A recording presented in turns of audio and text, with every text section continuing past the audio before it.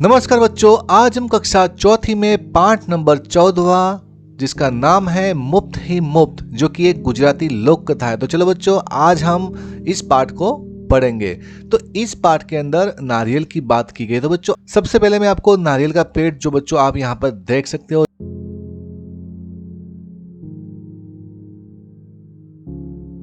इस तरह के पेड़ होते हैं वो ज्यादातर समंदर के किनारे पाए जाते हैं, जिसमें एक फल लगता है जिसको नारियल बोलते हैं। जब ये हरा होता है तो उसका पानी भी पिया जा सकता है। फिर ये सूखने के बाद आपको इस तरह का दिखेगा, फिर और उसको सुखाने के बाद ये इस तरह का दिखता है। तो बच्चों, आप यहाँ पर देख सकते हैं कि भाई नारियल को अलग अलग तरीके से उपयोग किया जाता है और उसके पत्ते हैं, इससे भी छत बनाई जाती है। तो चलो बच्चों, अभी हम लोग देर न करते हुए इस पाठ को शुरू करते हैं। तो ये गुजराती लोक कथा है। तो यहाँ पर देखिए बच्चों, एक दिन भिखूभाई का मन नारियल खाने का हुआ। तो यहाँ पर भिखूभाई नाम का एक व्यक्ति है जिसका मन नारियल खाने का होता है। बच्चों, आपको भी नारियल पसंद होगा। ताजा मुलायम कसा हुआ शक्कर के साथ, मतलब उसको इस तरह का नारियल चाहिए था, उसको ताजा और मुलायम कसा हुआ और उसको शक्कर के साथ मतलब वो इस तरह से अपने मुंह में पानी लाता है और बोलता है कि मुझे तो इस तरह का नारियल खाने की इच्छा हुई है। उसके बारे में सोचते ही भिखूभाई ने अपने होठों को चटकारा। वाह, क्या मीठा मीठा सा स्वाद होगा। मतलब भिखूभाई इस तरह से सोच रहे कि मुझे तो इस तरह का नारियल खाना है, और वो ऐसे सोचते सोचते चटकारा लेते हैं और बोलते हैं वाह, उसका स्वाद कितना बढ़िया होगा, कितना मीठा होगा। लेकिन एक छोटी सी समस्या थी, घर में तो एक भी नारियल नहीं था। मतलब उनको नारियल खाने की इच्छा तो होती है, लेकिन उनके घर में एक भी नारियल नहीं था। तो बच्चों, अभी यहाँ पर वो नारियल पाने के लिए क्या करने वाले वो अभी हम लोग देखेंगे। ओहो, अब मुझे बाजार जाना पड़ेगा, उन्होंने अपनी पत्नी लाबूबन से कहा। ओहो, मतलब उन्होंने ये बोला कि अब मुझे इसके लिए बाजार जाना पड़ेगा। उन्होंने अपनी पत्नी लाबूबेन से कहा। लाबूबेन अपने कंधे उचकाकर बोली, खाना है तो जाना है। मतलब लाबूबेन ने बोल दिया कि अगर आपको खाने की इतनी ही अगर इच्छा हुई है तो फिर आपको बाजार जाना ही पड़ेगा। एक समस्या और थी। अब यहाँ पर देखिए बच्चों, एक समस्या तो थी, अब एक और समस्या है। मतलब यहाँ पर भिखूभाई है वो समस्या से घिरे हुए हैं। भिखूभाई ने कहा, पैसे खर्च करने पड़ेंगे। अरे भाई, खाना है तो पैसे तो खर्च करने पड़ेंगे। तो फिर लाबूबेन बोली, हाँ पैसे तो खर्च करने पड़ेंगे। अब तक तो तुम्हें पता लग गया होगा कि भिखूभाई जरा कंजूस थे। मतलब इनकी बातों से, मतलब कोई भी इंसान अगर इस तरह से पेश आता है तो हमें थोड़ा बहुत तो पता चल जाता है। अगर आपको कोई चीज़ खानी होती तो आप फटाक से जाएंगे और उसको खरीद कर खा लेंगे, इतना सोचेंगे नहीं। लेकिन भिखूभाई यहाँ पर कुछ ज़्यादा ही सोच रहे, इसलिए हमको उनके सोचने पर से थोड़ा ऐसा फील होता है, ऐसा लगता है कि वो थोड़े से कंजूस थे। तो यहाँ पर लिखा है भिखूभाई जरा कंजूस थे। वे सीधे खेत में बूढ़े बरगद के नीचे जाकर बैठ गए और सोचने लगे, क्या करूं, मैं क्या करूं। अब यहाँ पर भिखूभाई सीधे खेत में एक बूढ़ा बरगद था, बरगद का पेड़ था, उसके नीचे जाकर बैठ जाते और वो कुछ सोचने लगते और वो बोलते कि अब मैं क्या करूं, अब मैं क्या करूं। मगर नारियल खाने के लिए जी ऐसा ललचाया कि वे जल्दी घर वापस लौटकर लाबूबेन से बोले, अच्छा मैं बाजार तक हो आता हूँ, पता तो चले कि नारियल आजकल कितने में बिक रहा है। मतलब उनको नारियल तो खाने का मतलब बहुत ही मन था, उनका जी ऐसा ललचा कि वो सीधे घर जाते और लाबूबेन को बोलते हैं, अच्छा तो ठीक है फिर मैं बाजार हो आता हूँ और मुझे पता तो चले कि भाई नारियल का आजकल कितना दाम है, वो कितने में बिक रहा है। अब वो सीधे जूते पहनकर छड़ी उठाकर भिखूभाई निकल पड़े। अब भिखूभाई जूते पहनकर अपनी छड़ी लेकर निकल पड़ते हैं। बाजार में लोग अपने अपने कामों में लगे थे। भिखूभाई ने इधर कुछ देखा, उधर कुछ उठाया और दाम पूछा। देखते पूछते वे नारियल वाले के पास पहुंच गए। अब भाई बाजार में सब लोग अपना अपना काम कर, मतलब सब वो अपने काम में बिजी थे और भिखूभाई भी इधर उधर कुछ न कुछ देख रहे थे। इधर से उठाकर वो देख रहे थे, फिर वो दाम पूछते थे। फिर वो एक नारियल वाले के पास पहुंच जाते हैं। ए नारियल वाले, नारियल कितने में दोगे, भिखूभाई ने पूछा। नारियल वाले ने कहा, बस 2 रुपये में काका। मतलब नारियल वाले ने ये बोला है कि भाई 2 रुपये में मैं आपको ये नारियल दे दूंगा, बस 2 रुपये। भिखूभाई ने आंखें फैलाकर कहा, बहुत ज्यादा है, 1 रुपये में दे दो। अब यहाँ पर नारियल वाला है वो कहता है कि काका ये 2 रुपये में आपको मिल जाएगा। तो भिखूभाई क्या बोलते हैं, ये तो बहुत महंगा है, आप मुझे इसको 1 रुपये में दे दो। देखो वो कितनी कंजूसी करते हैं। नारियल वाले ने कहा, ना जी ना, 2 रुपये सही दाम, ले लो या छोड़ दो। नारियल वाले ने सीधा ही बोला, भाई ना जी ना, मैं तो आपको 2 रुपये में दूंगा, अगर आपको लेना है तो लीजिए वरना इसको छोड़ दीजिए। ठीक है, भिखू भाई बड़बड़ाए। अच्छा तो बताओ 1 रुपये में कहाँ मिलेगा? तो भिखू भाई ने उससे क्या बोला कि भाई आप मुझे ये बताओ कि भाई 1 रुपये में कहाँ मिलेगा। आप बच्चों यहाँ पर भिखू भाई को देख सकते हो। नारियल वाले ने कहा यहाँ से थोड़ी दूर जो मंडी है वहाँ शायद मिल जाए। मतलब नारियल वाले ने ये बोला कि भाई यहाँ से थोड़ी दूर एक मंडी है, वहाँ पर आप चले जाओ, वहाँ पर आपको नारियल 1 रुपये में मिल जाएगा। सो भिखू भाई उसी तरफ चल पड़े। चलो देख लेते हैं, वे अपने आप से बोले। और भिखू भाई है वो उस तरफ चल पड़े जहाँ पर उस नारियल वाले ने बताया कि 1 रुपये में मिलता है। तो भिखू भाई उस मंडी की ओर चल पड़े और बोले कि चलो उसको देख लेते हैं, टहलने का एक मौका है और रुपये भर की बचत भी हो जाएगी। और उन्होंने मन ही मन ये सोचा कि भाई यार मंडी में मैं जाऊंगा तो एक टहलने का मौका भी मिल जाएगा और 1 रुपये की बचत भी हो जाएगी। खुशी से गुरगुराते भिखू भाई ने छड़ी को जमीन पर थपथपाया। मतलब भिखू भाई ने ये सोचकर अपनी जो छड़ी है वो गुरगुराते भिखू भाई ने अपनी छड़ी को जमीन पर थपथपाया, मतलब जमीन के ऊपर मारा। मंडी में कोलाहल, कोलाहल का मतलब बहुत सारा आवाज था, मतलब मंडी में कोलाहल फैला हुआ था। व्यापारियों की ऊंची ऊंची आवाजें गूंज रही थी। मतलब जैसे वो मंडी में एंटर होते तो भाई वहां तो बहुत सारे व्यापारी होते और वो आवाजें लगा रहे थे। तो बच्चों वो जिस मंडी में पहुंचते तो आप उसका नजारा यहाँ पर देख सकते हैं। यहाँ पर देख सकते हैं आप बहुत सारे व्यापारी नारियल को बेच रहे और लोगों को आवाज लगा रहे हैं। बटाटा आलू, कांदा प्याज, गाजर गाजर गाजर, गोभी बंद गोभी। माथे का पसीना पहुंचकर भिखू भाई ने इधर उधर ताका। नारियल वाले को देखकर पूछा, अरे भाई 1 नारियल कितने में दोगे? तो वहां बच्चों आपने देखा कि भाई वहां पर ऊंची ऊंची आवाजें गूंज रही थी। तो किस तरह की आवाजें थी वहां पर? बटाटा आलू, कांदा प्याज, गाजर गाजर, इस तरह की वहां पर ऊंची ऊंची आवाजें गूंज रही थी। क्योंकि वो व्यापारी ही अपना सामान बेचना चाहते थे, इसलिए वो जोर जोर से बोल रहे थे, गोभी बंद गोभी, बटाटा आलू, इस तरह की आवाजें वो लगा रहे थे। अब यहाँ पर देखिए भिखू भाई माथे का पसीना पहुंचकर इधर उधर वो ताकते और एक नारियल वाले को बोलते कि अरे भाई ये नारियल आप मुझे कितने में दोगे? सिर्फ 1 रुपया काका। नारियल वाले ने जवाब दिया, जो चाहो ले जाओ जल्दी।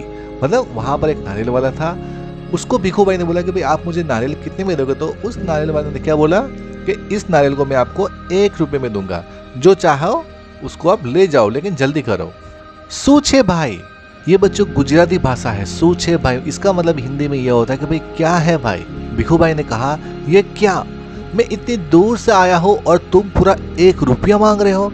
50 पैसे काफी है, मैं इस नारियल को लेता हूँ और तुम ये लो पकड़ो 50 पैसे। भिखू भाई बोलते सूछे भाई, मतलब बोला कि भाई ये क्या है, मैं इतनी दूर से आया हूँ और आप इस नारियल को मुझे 1 रुपये में दे रहे हो, मैं तो आपको 50 पैसा ही दूंगा, लीजिए ये पकड़ो 50 पैसे। ऐसे करके उन्होंने 50 पैसे दे दिए। नारियल वाले ने झट भिखू भाई के हाथ से नारियल को छीन लिया और बोला, माफ करो काका, 1 रुपया या फिर कुछ नहीं। लेकिन भिखू भाई का निराश चेहरा देखकर बोला, बंदरगाह पर चले जाओ, हो सकता है वहां तुम्हें 50 पैसे में मिल जाए। अब नारियल वाले ने क्या किया, झट से भिखू भाई के हाथ से उसका नारियल था उसने छीन लिया और बोला कि मैं आपको 1 रुपये में दूंगा, 50 पैसे में मैं आपको नहीं दूंगा। अगर आपको 50 पैसे में नारियल चाहिए तो जो बंदरगाह है वहां पर आप चले जाओ, वहां पर आपको हो सकता है कि 50 पैसे में मिल जाए। तो बच्चों बंदरगाह का मतलब क्या होता है कि जहां पर पानी पे चलने वाले जहाज आते हैं, बड़े बड़े जहाज आकर रुकते हैं, इसको बंदरगाह बोलते हैं। तो वो नारियल वाला बोलता है कि भिखू भाई आप बंदरगाह पर चले जाओ, क्योंकि वहां पर आपको 50 पैसे में नारियल मिल भी सकता है। अब बच्चों देखते हैं क्या भिखू भाई को नारियल 50 पैसे में मिलता है। भिखू भाई अपनी छड़ी से टेक लगाकर सोचने लगे। अब भिखू भाई वो अपने छड़ी को टेक लगाकर, मतलब उसको टेक लगाकर सोचने लगे, आखिर 50 पैसे तो पूरे 50 पैसे हैं, वैसे भी मेरी टांगों में अभी भी दम है। तो मतलब जैसे ही वो दुकान वाले ने बोला कि भाई वहां पर आपको बंदरगाह पर 50 पैसे में मिलेगा, तो भिखू भाई अपनी छड़ी से टेक लगाकर सोचने लगते हैं और बोलते भाई आखिर 50 पैसे तो पूरे 50 पैसे है, वैसे भी मेरी टांगों में अभी भी दम है। मतलब वो ये चाहते हैं कि मैं अभी भी चलकर जा सकता हूँ, अगर 50 पैसे में नारियल अगर मुझे मिलता है तो मैं बिल्कुल चलकर जाऊंगा। देखो वो कितनी कंजूसी कर रहे हैं। पैरों को घसीटते हुए भिखू भाई चलने लगे। एक तो बच्चों आपने देखा कि भाई भिखू भाई छड़ी के सहारे चल रहे, फिर भी वो पैसों के लिए अपने आप को दुखी कर रहे और वो और आगे जा रहे। अगर भिखू भाई चाहते तो उस नारियल को 2 रुपये में ले सकते थे, लेकिन उन्होंने खुद अपने आप को कष्ट में डाला। अब यहाँ पर बच्चों देखिए भाई पैरों को घसीटते हुए भिखू भाई चलने लगे। हर 2 कदम पर रुककर जेब में से बड़ा सफेद रुमाल निकालकर वे अपना पसीना पहुंचते।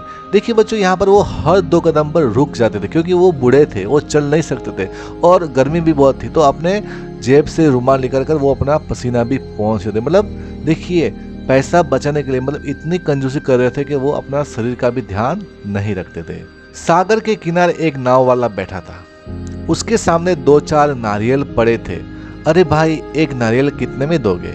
भिखू भाई ने पूछा और कहा, ये तो काफी अच्छे दिखते हैं। अब फिर वो चलते चलते एक सागर के किनारे पहुंचते हैं। तो सागर के किनारे एक नाव वाला बैठा था। तो भाई उसके सामने 2-4 नारियल पड़े हुए थे। तो भिखू भाई ने बोला कि भाई आप ये नारियल मुझे कितने में दोगे? भिखू भाई ने पूछा और कहा, ये तो बहुत ही अच्छे दिख रहे हैं। काका, यह कोई पूछने वाली बात है? केवल 50 पैसे, नाव वाले ने कहा। नाव वाले ने बोल दिया, भाई काका इसमें कोई पूछने वाली बात नहीं है, आपको ये मैं सिर्फ 50 पैसे में दे दूंगा। 50 पैसे? भिखू भाई मानो हैरानी से हक्के बक्के हो गए। मतलब जैसे ही उस नाव वाले ने बताया कि भाई 50 पैसे में मैं आपको ये नारियल को दे दूंगा, तो भिखू भाई एकदम हक्के बक्के, हैरानी से हक्के बक्के हो गए। इतनी दूर से पैदल आया हो, इतना थक गया हो और तुम कहते हो 50 पैसे? मेरी मेहनत बेकार हो गई। ना भाई ना, 50 पैसे बहुत ज्यादा है, मैं तुम्हें 25 पैसे दूंगा, ये लो रख लो। ऐसा कहते हुए भिखू भाई झुककर नारियल उठाने ही वाले थे। अब बच्चों, आप यहाँ पर देख सकते हैं कि भाई जैसे उस नारियल वाले ने 50 पैसा बोला तो वो एकदम चौंक जाता है और उस नारियल वाले को बोलता है कि अरे भाई मैं इतना पैदल चल के आया हूँ, कुछ तो थोड़ी शर्म करो, लो ये 25 पैसा और ये नारियल मुझे दे दो। और वो जैसे ही नारियल को उठाने के लिए झुक रहे थे, अब देखते बच्चों क्या होने वाला है। नाव वाले ने कहा, नीचे रख दो, मेरे साथ कोई सौदा वदा नहीं। नाव वाले ने उनको बोल दिया, भाई उसको नीचे रख दो, मेरे साथ कोई सौदा वदा नहीं करना, मतलब मेरे साथ कोई आपको सौदा नहीं करना है।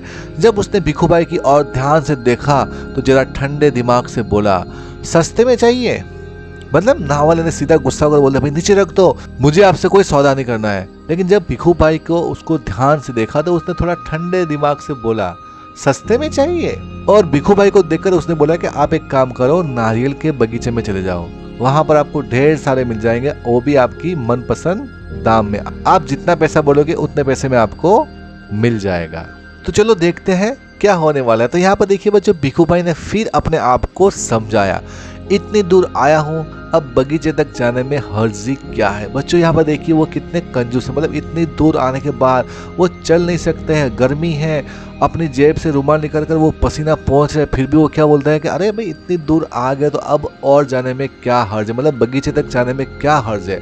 सच बात तो यह थी कि वे काफी थक चुके थे, मगर 25 पैसे बचाने के ख्याल से ही उनमें फुर्ती आ गई। तो बच्चों यहाँ पर देखिए वो बहुत थक गए थे, लेकिन जैसे उनके दिमाग में आया कि भाई 25 पैसा में बचाने वाला हो, तो उनके दिमाग में एकदम फुर्ती आ जाती, उनके शरीर में फुर्ती आ जाती है। भिखू भाई ने सोचा 2 गुना ज्यादा चलना पड़ेगा, पर 4 आने बच भी तो जाएंगे और फिर कोई भी चीज मुफ्त में कहाँ मिलती है। भिखू भाई ने सोचा कि अगर मैं 2 गुना चलूंगा, मतलब डबल चलूंगा, लेकिन 4 आने भी तो मेरे बच जा रहे। 4 आने का मतलब होता है 25 पैसे। अगर कोई चीज मुफ्त में मिलती है, और बच्चों आपको तो पता है कि आजकल कोई चीज मुफ्त में मिलती नहीं, तो वो सोचते कि भाई कोई भी चीज मुफ्त में कहाँ मिलती है। भिखू भाई नारियल के बगीचे में पहुंच गए। वहां के मालिक को देखकर उसे पूछा, ये नारियल कितने में बेचोगे? अब यहाँ पर भिखू भाई नारियल के बगीचे में पहुंच जाते हैं और माली को देखकर उनको बोलते हैं कि भाई ये नारियल आप कितने में बेचोगे? माली ने जवाब दिया, जो पसंद आए ले जाओ काका, बस 25 पैसे का एक, देखो कितने बड़े बड़े हैं। जैसे ही भिखू भाई ने बोला कि भाई आप नारियल कितने में दोगे, तो भाई माली ने जवाब दिया, जो पसंद आए वो ले जाओ, बस आपको 25 पैसा उसका देना पड़ेगा, एक का 25 पैसा। हे भगवान, 25 पैसे? पूरा रास्ता पैदल आने के बाद भी जूते घिस गए, पैर थक गए और अब पैसे भी देने पड़ेंगे। मेरी बात मानो, एक नारियल मुफ्त में ही दे दो। हाँ देखो मैं कितना थक गया हूँ। मतलब अब यहाँ पर देखिए भाई माली ने जवाब दिया कि मैं आपको नारियल 25 पैसे में दूंगा। तो वो बोलते हैं भगवान, मैं इतना दूर से आया हूँ, कितना थक चुका हूँ, मेरे जूते भी घिस गए, मेरे पैर भी दुखने लगे और उसके बाद भी मुझे पैसे देने पड़ेंगे। यार मेरी बात मानो, मुझे एक नारियल फ्री ऑफ कॉस्ट दे दो, मुझे मुफ्त में दे दो, मैं कितना थक गया हूँ, आप मुझे देख सकते हो। अब देखने का मजा आएगा, क्या वो माली उसको मुफ्त में नारियल देगा। भिखू भाई की बात सुनकर माली ने कहा, अरे काका मुफ्त में चाहिए ना, ये रहा पेड़ और वो रहा नारियल, पेड़ पर चढ़ जाओ और जितने चाहो तोड़ लो। मतलब भिखू भाई की बात सुनकर माली ने क्या बोला, अरे काका आपको मुफ्त में चाहिए ना, तो ये रहा पेड़, उसके ऊपर आप चढ़ जाओ, जितने चाहे उतने आप नारियल ले जा सकते हो, वहाँ नारियल की कोई कमी नहीं है, पैसे तो मेरी मेहनत के हैं, सच जितना चाहो ले लो। भिखू भाई तो खुशी से फूले न समाये, मेरा यहाँ तक आना बेकार नहीं गया। माली ने ये बोला कि आप इस पेड़ के ऊपर चढ़ जाओ, आपको जितने नारियल चाहे आप उतने ले सकते हो। ये सुनकर तो भिखू भाई एकदम खुशी से फूले नहीं समाये, मतलब बहुत खुश हो गए। मतलब यहाँ पर भिखू भाई मन ही मन सोच रहे कि भाई इतना दूर आना बेकार साबित नहीं हुआ, मतलब सफल हो गया है। उन्होंने जल्दी जल्दी पेड़ पर चढ़ना शुरू कर दिया। पेड़ पर चढ़ते चढ़ते भिखू भाई ने सोचा, बहुत अच्छे, मेरी तो किस्मत खुल गई, जितने नारियल चाहे तोड़ लो और पैसे भी न दो, क्या बात है। मतलब वो मन ही मन खुश होने लगे। भिखू भाई ऊपर पहुंच गए, फिर भी टहनी और तने के बीच आराम से बैठ गए और दोनों हाथों को आगे बढ़ाने लगे। सबसे बड़े नारियल को तोड़ने के लिए जक पैर फिसल गए। अब यहाँ पर देखिए बच्चों, भिखू भाई है वो नारियल के पेड़ के ऊपर चढ़ तो जाते हैं, ठीक है ना, लेकिन वो जैसे ही ऊपर पहुंचते हैं और एक बड़े नारियल को तोड़ने का प्रयास करते हैं तो वो उनका पैर फिसल जाता है। अब यहाँ देखिए भिखू भाई ने एकदम से नारियल को पकड़ लिया, उनके दोनों पैर हवा में झूलते रह गए। ओ माँ, अब मैं क्या करूं। मतलब जैसे उनका पैर फिसला तो उन्होंने क्या किया, उस नारियल को पकड़ लिया। अब उनके पैर हवा में लटक रहे और बोलते, अरे माँ अब मैं क्या करूं। भिखू भाई चिल्लाने लगे, अरे भाई मदद करो। उन्होंने नीचे खड़े माली से विनती की।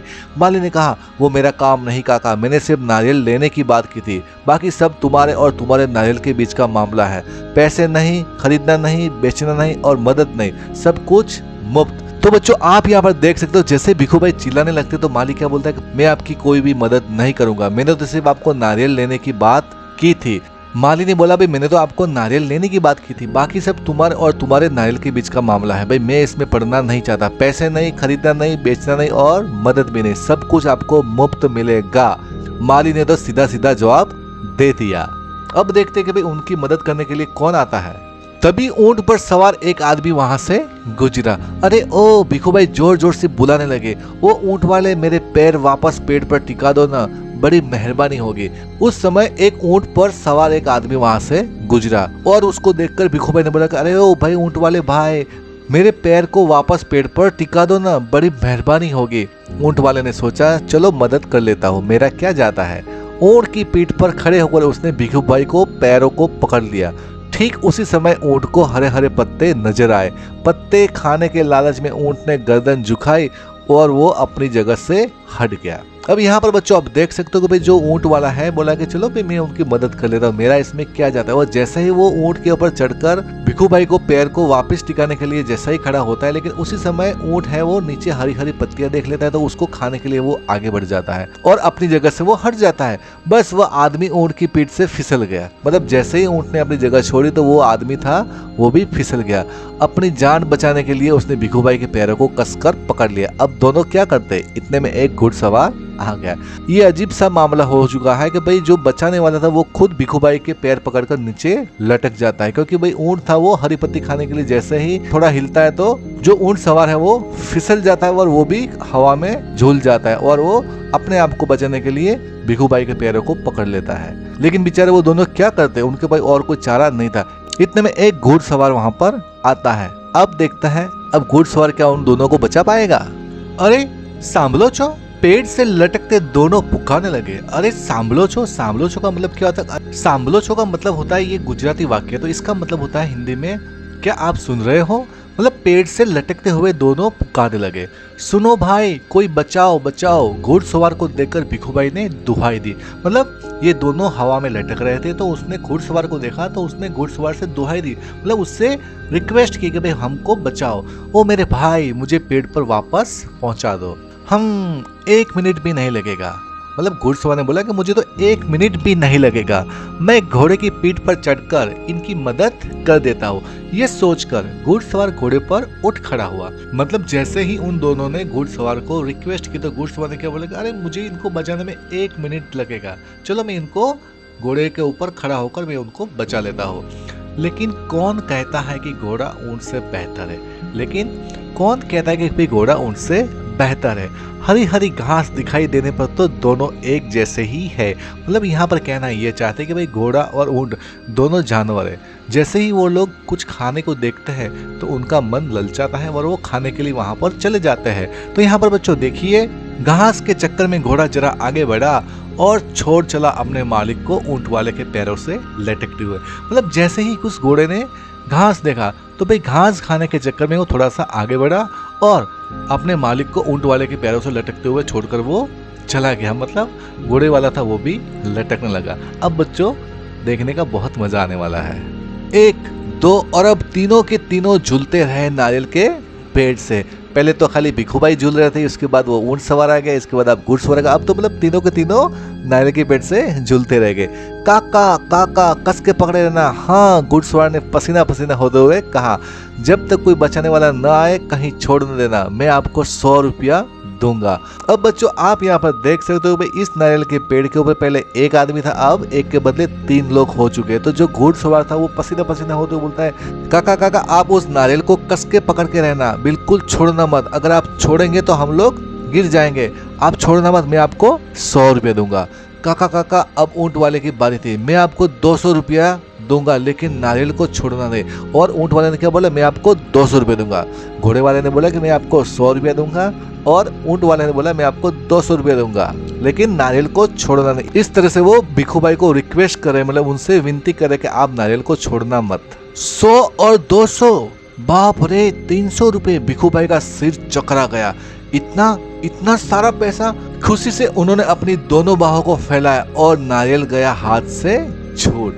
मतलब उन्होंने देखा कि भाई ऊंट वाला उसको 200 रुपये दे रहा है, घोड़े वाला उनको 100 रुपये दे रहा है, तो उन्होंने 200 प्लस 100 मतलब 300 रुपया जोड़कर बोला, अरे वाह। अब यहाँ पर बच्चों देखिए भिखू भाई ने जब हिसाब लगाया भाई ऊंट वाला उनको 200 रुपये दे रहा है और घोड़े वाला 100 रुपये दे रहा है, मतलब टोटल 300 रुपया, मतलब उनको 300 रुपया मिलने वाले थे। ये सुनकर उनका सिर चकरा गया। इतना सारा पैसा।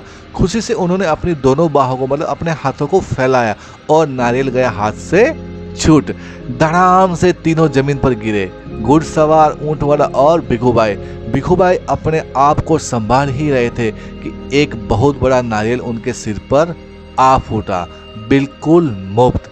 मतलब वो धड़ाम से जैसे ही उन्होंने उस नारियल को छोड़ दिया तो धड़ाम से तीनों जमीन पर गिर जाता है, घुड़सवार, ऊंट वाला और भिखू भाई। मतलब भिखू भाई अपने आप को संभाल ही रहे थे कि एक बहुत बड़ा नारियल उनके सिर पर आ फूटा, बिल्कुल मुफ्त। मतलब अंत में उनको मुफ्त नारियल मिल जाता, लेकिन अगर वो सर पे लगेगा तो आपकी जान भी जा सकती है। इसलिए बच्चों हमें इस कहानी से ये सीख मिलती है कि हमें कभी भी कंजूसी नहीं करनी चाहिए। अगर हमें 2 पैसा ज्यादा भी देना पड़े तो उसको दे देना चाहिए, लेकिन इस तरह से अपने आप को मुसीबत में नहीं डालना चाहिए, जैसे कि भिखू भाई ने यहाँ पर अपने आप को मुसीबत में डाल दिया था। उनकी हड्डी पसली भी टूट सकती थी, उनकी टांगे भी टूट सकती थी। तो बच्चों हमें इस पाठ से ये सीख मिलती है कि हमें कभी भी कंजूसी नहीं करनी चाहिए। तो बच्चों इस पाठ के लेखक है ममता पांड्या, इसको अनुवाद किया है संध्या राव ने।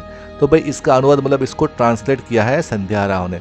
तो बच्चों अभी ये पाठ पूरा होता है तो आपको बहुत ही मजा आया होगा और आपको बहुत ही हंसी आई होगी। मतलब एक 2 रुपए के चक्कर में उन्होंने अपनी जान को खतरे में डाल दिया। तो चलो बच्चों अभी हम इस पाठ के स्वाध्याय को सॉल्व करते हैं।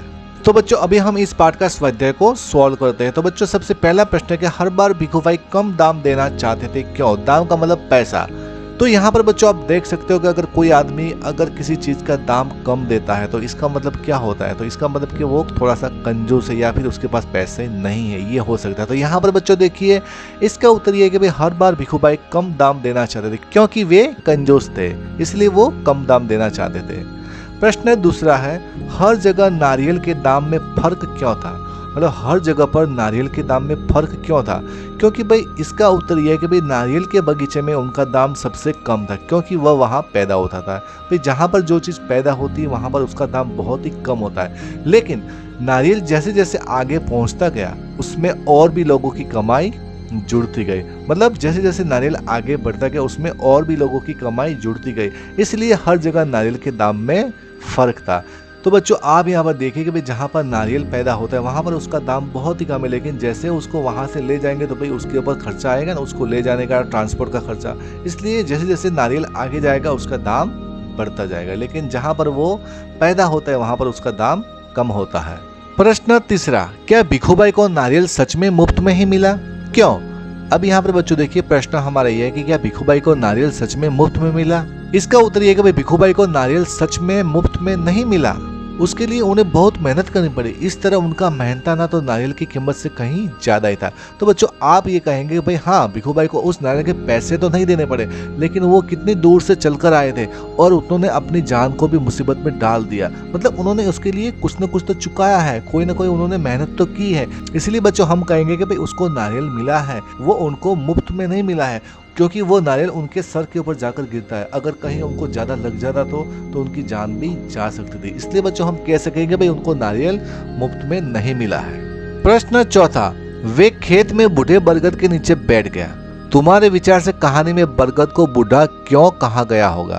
भाई यहाँ पर बच्चों देखिए, भाई वे खेत में एक बूढ़े बरगद के पेड़ के नीचे बैठकर वो कुछ सोचता है। इस कहानी में बरगद को बूढ़ा क्यों कहा गया है? तो भाई इसका उत्तर यह है कि भाई बरगद बहुत पुराना होगा, उसकी डालियां भी कमजोर हो गई होगी, इसलिए बरगद को बूढ़ा कहा गया होगा। प्रश्न पांचवा, कहानी को पढ़कर तुम भी भिखू भाई के बारे में काफी कुछ जान गए होंगे। भिखू भाई के बारे में कुछ बातें बताओ। मतलब इस कहानी को पढ़ने के बाद आपको भिखू भाई के बारे में बहुत कुछ जानने को मिला होगा, आप बहुत कुछ उनके बारे में जानते हैं। तो बच्चों आपको भिखू भाई के बारे में कुछ न कुछ बताना है। तो इसका उत्तर यह कि भाई पहला है क, उन्हें खाने पीने का शौक था। दूसरा, वह बहुत कंजूस थे। तीसरा, वह लालची भी थे। चौथा, वे बातें बनाने में चतुर थे। और पांचवा, वे अधिक खुशी में अपना होश खो देते थे। जब उनको ज्यादा खुशी मिलती थी वो अपना होश मतलब अपने आप को भूल जाते थे। प्रश्न छठा, कहानी जैसे जैसे आगे बढ़ती है कुछ चीजें बढ़ती है और कुछ घटती है, बताओ इनका क्या हुआ, ये घटे या बढ़े? तो इसका उत्तर है भाई नारियल का दाम घटा, भिखू भाई का लालच बढ़ा, रास्ते की लंबाई बढ़ी, भिखू भाई की थकान बढ़ी। तो इस तरह से हम लोग कुछ चीजें घटती है और कुछ चीजें बढ़ती है। प्रश्न सातवां, यदि इस कहानी में भिखू भाई को नारियल नहीं बल्कि आम खाने की इच्छा होती तो कहानी आगे कैसे बढ़ती? अगर इस कहानी में भिखू भाई को नारियल खाने की इच्छा की बजाय उनको आम खाने की इच्छा होती तो इस कहानी किस तरह से आगे बढ़ती? तो इसका उत्तर यह है कि भाई विद्यार्थी पाठ का सार पढ़े और उसमें नारियल की जगह आम लिखे, आम की कीमत को प्रति किलो आपको बताना। तो मतलब इस तरह से बच्चों आप इस कहानी को बढ़ाते, जहाँ पर नारियल लिखा है वहां पर बच्चों आप आम लिख सकते हो। प्रश्न 9वां, नाना तो नानी, पतीली तो पतीला। तो ऊपर दिए गए उदाहरणों की मदद से नीचे दी गई जगह में आपको सही शब्द लिखना है। तो भाई यहाँ देखिए, काका का होगा काकी, दर्जी तो दर्जीन, मालिन तो माली, टोकरी तो टोकर, मटका तो मटकी और गद्दा तो गद्दे। प्रश्न 10वां है, मंडी में कोलाहल फैला हुआ था। कोलाहल का मतलब होता है बच्चों मतलब बहुत आवाज होना, व्यापारियों की ऊंची ऊंची आवाजें गूंज रही थी। तो यहाँ पर बच्चों देखिए मंडी में क्या क्या बिक रहा होगा? इसका उत्तर है मंडी में आलू, प्याज, टमाटर, गाजर, बंद गोभी, फूल गोभी, बैंगन, सीताफल, पालक, लौकी, शलगम, चुकंदर, भिंडी, करेला, टिंडा, मिर्च, लहसुन, अदरक, नींबू, केला, संतरा, अंगूर, सेब, चीकू, पपीता, अमरूद आदि। मतलब इस तरह के सब्जी और फल फलादि वहां पर बिक रहे थे। ख है, मंडी में तरह तरह की आवाजें सुनाई देती है, जैसे ताजा टमाटर 20 रुपया 20 रुपया 20 रुपया। तो यहाँ पर बच्चों आपको ये बताना है कि तो आपको और किसी की आवाजें सुनाई दे रही थी? तो भाई इसका उत्तर ये कि भाई आलू आलू 10 का किलो 10 का किलो, मीठी गाजर 4 का पाव 4 का पाव, अदरक मिर्च 5 के पाव 5 के पाव, मीठी सेब ताजे सेब 30 रुपया 30 रुपया। मतलब इस तरह की आवाजें आपको सुनाई दे रही। तो यहाँ पर व्यापारी होते हैं वो अपने फलों और सब्जियों को बेचने के लिए उनको फ्रेश बता रहे और उनका साथ साथ में दाम भी बता रहे कि भाई आपको इतने दाम में ये मिल जाएगी। तो इससे क्या होगा, अगर व्यापारी फलों और सब्जियों का नाम लेकर बोलेगा और बोलेगा भाई इसका दाम इतना है, तो क्या अगर सामने वाले को अगर वो दाम ठीक लगता है तो वो वहां जाकर उस सब्जी या फल को ले सकता है। ग, क्या तुम अपने आसपास की ऐसी जगह सोच सकते हो जहां बहुत शोर होता है? उस जगह के बारे में आपको लिखना है। तो भाई इसका उत्तर यह है कि भाई मेरे घर से थोड़ी दूरी पर एक मार्केट है, वहां बहुत शोर होता रहता है, वहाँ सड़क के दोनों किनारों पर दुकानें बनी हुई है, वहाँ किराने की, कपड़े की, बिजली के सामान की, रेडियो टीवी की, किताब कापियों की दुकानें हैं। दुकानदार ऊंची ऊंची आवाजें लगाकर अपने सामान की तारीफ करते हुए ग्राहक को लुभाने की कोशिश करते हैं। मतलब वहाँ पर बहुत शोर होता है और वो अपने सामान को बेचने के लिए वो ऊंची ऊंची आवाजें लगाकर ग्राहकों को आकर्षित करते हैं।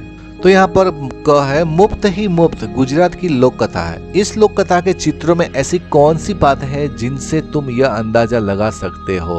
मतलब मुफ्त ही मुफ्त ये गुजरात की एक लोक कथा है। तो भाई इस लोक कथा के चित्रों में ऐसी कौन सी बात है जिनसे तुम्हें यह अंदाजा लगता है कि भाई ये गुजरात की लोक कथा है। तो यहाँ पर देखिए बच्चों, इसका उत्तर ये है कि भाई इस लोक कथा के चित्रों में भिखूभाई के पहनावे, पेड़ पौधे, मंडी के दृश्य, ऊंट की पीठ पर लगा कपड़ा, ऊंट वाले, घोड़े वाले, माली आदि के वस्त्रों को देखकर हम अंदाजा लगा सकते हैं कि मुफ्त ही मुफ्त गुजरात की लोक कथा है। तो इस कहानी में बच्चों आपको भिखूभाई का पहनावा, उनके कपड़े पहनने का ढंग है, फिर ऊंट वाला है, घोड़े वाला है, और यहाँ पर ऊंट की पीठ पर लगाया जो कपड़ा है, वो सब वस्त्रों को देखकर हमें अंदाजा लगता है कि भाई ये गुजरात की लोक कथा है।